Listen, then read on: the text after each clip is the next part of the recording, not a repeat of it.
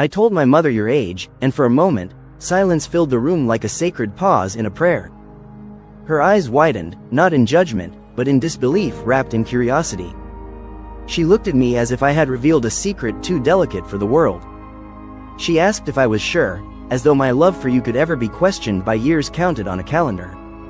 I smiled, because love to me has never been about time, it's been about timelessness. And in you, I found a woman who defied every boundary that society dares to draw. She tried to find logic where only heartbeats mattered. She asked if I ever thought of the future, if I had considered the what if people build like walls between souls. I looked at her gently and told her, Mother, she is my future. Every morning I wake, it's her name that greets my silence, her eyes that give light to my path. My mother, in her wisdom, looked away for a second, as if surrendering to the truth I had already lived 1,000 times in my poetry. She tried to speak, but my words poured before hers. She is younger, yes, but so is the moon when it begins its cycle. Yet we all bow to its light, regardless of age. My mother, the queen of traditions and tides, began to soften. She remembered the time when she, too, defied her father to love a man who rode horses instead of thrones. I could see the memory in her eyes, soft as a sunset melting into the desert sands. I told her about how you carry yourself, how grace isn't something you borrow, it's something you're born with. That you speak like someone who has lived many lives, even if you've only walked the earth for a short time. I told her how your smile heals wounds I never knew I had, how your laugh crumbles every fortress my pride tried to build. My mother listened, and I saw the mother in her surrendering to the woman in you. There was a silence again, but this one was warmer.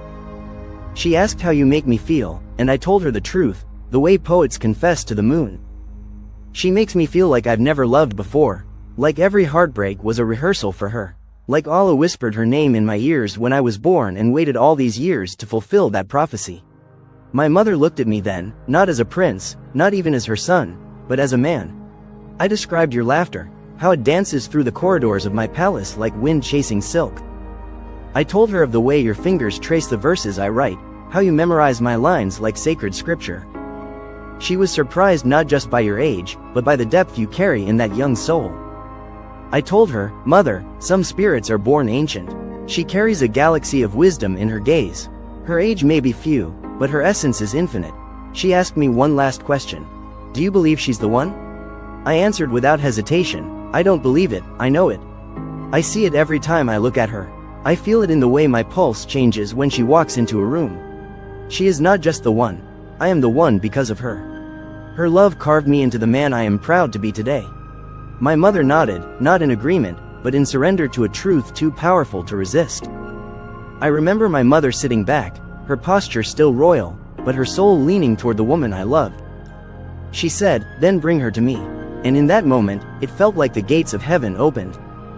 The same woman who taught me to walk now wanted to walk beside me into a future she hadn't imagined, but finally accepted. All because of love. All because of you. That night, I wrote you a poem on rose-scented parchment. I told you that my mother knows now, knows about the way I see eternity in your eyes. I told you that she asked your age not to judge, but to understand the miracle of how someone so young could anchor a heart so old. I sealed that letter with the kiss of 1,000 promises. My darling, I wanted you to know, her shock has turned to awe. Let the world raise its brows. Let their whispers echo in corridors I no longer walk. I do not love you for your age, I love you for the ageless realm you've taken me to. You've turned every moment into a hymn, every glance into a scripture. The years between us are not gaps, they are bridges I would cross 1,000,000 times just to hold you closer, just to say your name like a prayer beneath the stars. Now that my mother knows, the world can know. I will not hide what makes me whole. You are my light, my poetry, my rebellion, and my peace. They said love conquers all, but I say love enlightens all. It broke through the crown of tradition and found its throne in your young, courageous heart. And there, my queen, I will sit beside you, ageless and eternal. So I say this to the world, with no shame in my voice, no shadow in my soul. Yes, I told my mother your age. And I watched her, once a mountain of formality, melt into a river of acceptance. Because when love is true, even time kneels. And when love is you, even the universe bows. She asked me later, when the sun had dipped behind the palace walls, how I had met you. I told her it was never a meeting, it was a soul's remembrance. That when I looked into your eyes, I didn't see a stranger, I saw a forgotten home. A place where my spirit had once rested in lifetimes past. My mother listened, her fingers tracing the edges of her teacup, and I knew that she was trying to understand something words could only attempt to describe. But what I couldn't explain, I let her feel through the rhythm in my voice and the reverence in my silence. I told her of the first night we spoke, when your voice trembled like a newly written poem, unsure of its place in the world. How every word you uttered was poetry in motion, raw and real, and how my heart took flight like a falcon released from centuries of stillness. I told her you didn't try to impress me, you simply were. And in a world where everyone wore masks, your bare truth was the most luxurious fabric I'd ever known. My mother's eyes softened again, perhaps remembering the feeling of being seen for the very first time. She asked about your dreams.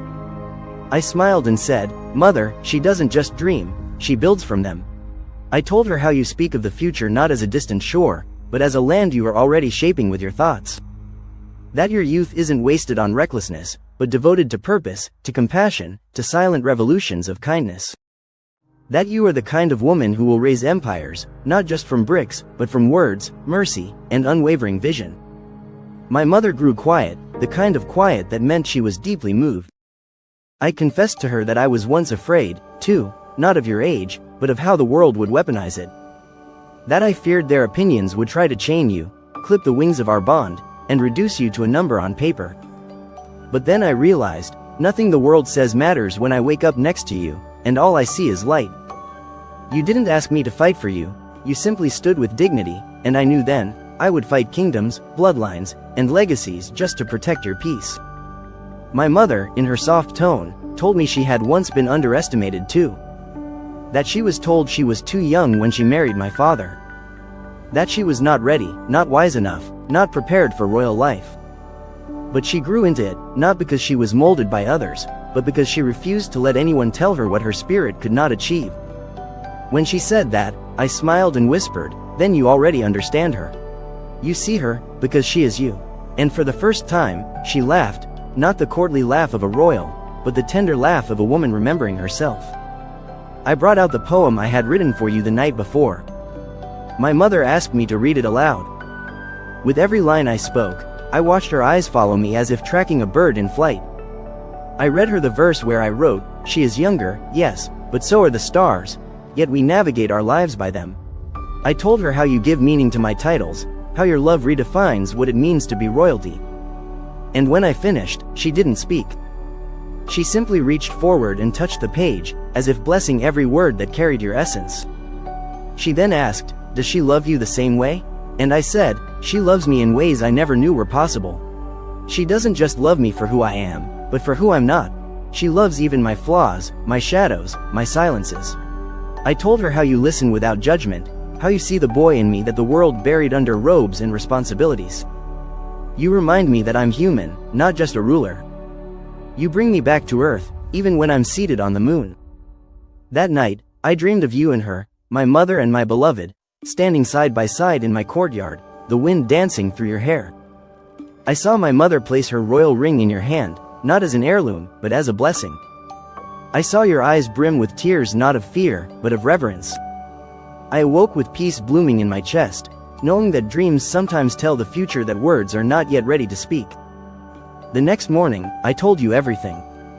You were quiet, your fingers wrapped around your coffee like it was your anchor in a storm. Then, you looked up and asked, she's not angry?